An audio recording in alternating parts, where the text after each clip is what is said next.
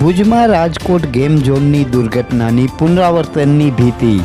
ભાડા દ્વારા નકદ નારાયણના રાજમાં કોઈ કાર્યવાહી કરવામાં નથી આવતી.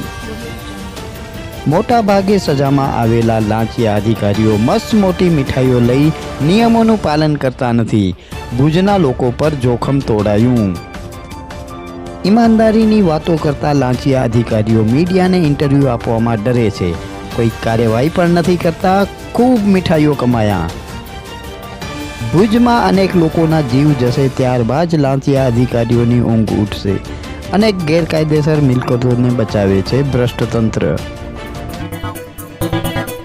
નમસ્કાર, આવાજ જનતા કીમાંથી હું દત્તેશ ભાવસાર.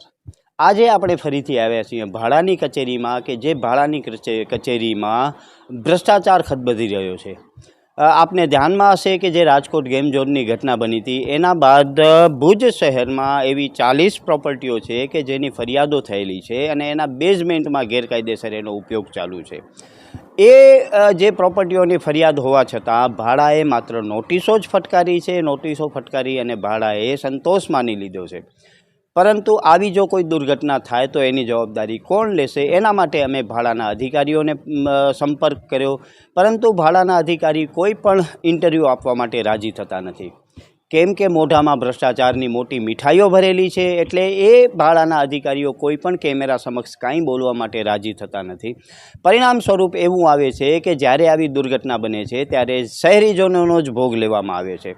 પછી આપણે સુરતની તક્ષશિલા કાંડની વાત કરીએ કે રાજકોટ ગેમ ઝોનની વાત કરીએ કે વડોદરાના હરણીકાંડની વાત કરીએ કે મોરબીના ઝૂલતા પુલની દુર્ઘટનાની વાત કરીએ.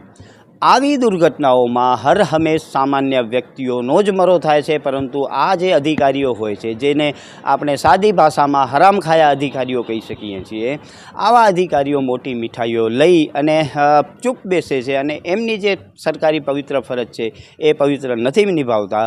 પરિણામ સ્વરૂપે આપણા ગુજરાતની અને કચ્છની જનતાને ભોગવવાનો વારો આવે છે. આપને કહી દઉં કે કચ્છ જિલ્લો એ સેઇસ્મિક ઝોન 5માં આવતો હોવાથી કચ્છ જિલ્લામાં સમયાંતરે મોટા ભૂકંપો આવતા રહે છે. પછી એ ભૂકંપ 1956ના ભૂકંપની વાત કરીએ આપણે કે 2001ના ભૂકંપની વાત કરીએ. હજારો લોકોના મૃત્યુ થયા છે અને એ હજારો લોકોના મૃત્યુ પાછળનું કારણ આવા હરામખોયા અધિકારીઓ જ હોય છે કે જેઓ ભ્રષ્ટાચાર કરી અને મોટી મીઠાઈઓ લઈને પોતાનું મોઢું બંધ રાખે છે.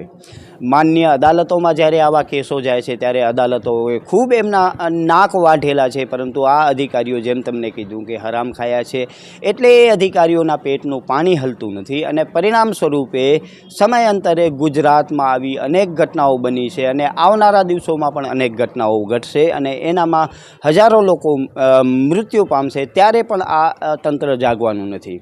આપણા ગૃહમંત્રી જે મોટી મોટી ફાંકા ફોજદારી કરે છે કે એક પણ ચબરબંધીને છોડવામાં આવશે નહીં, પરંતુ એમની છત્રછાયા હેઠળ આ ભાડાના અધિકારીઓ દરેકે દરેક જગ્યાએ જે ડેવલપમેન્ટ ઓથોરિટી છે, નગરપાલિકાઓ છે, મામલતદારો છે, એ અધિકારીઓ કોઈ જ કામ કરતા નથી. અને ફરિયાદો છતાં જો એ લોકોનું કામ ન કરતા હોય અને હજારો લોકોના જીવ જતા હોય તો આવા અધિકારીઓને અગરબત્તી કરવાની જ રહે.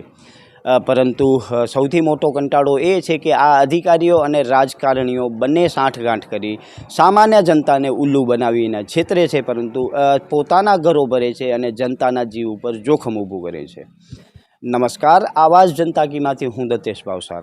તમને અમારી સ્ટોરી સારી લાગે તો લાઈક કરજો, સારી ન લાગે તો અમને સૂચન આપજો, પરંતુ સબસ્ક્રાઈબ કરજો જરૂર. નમસ્કાર.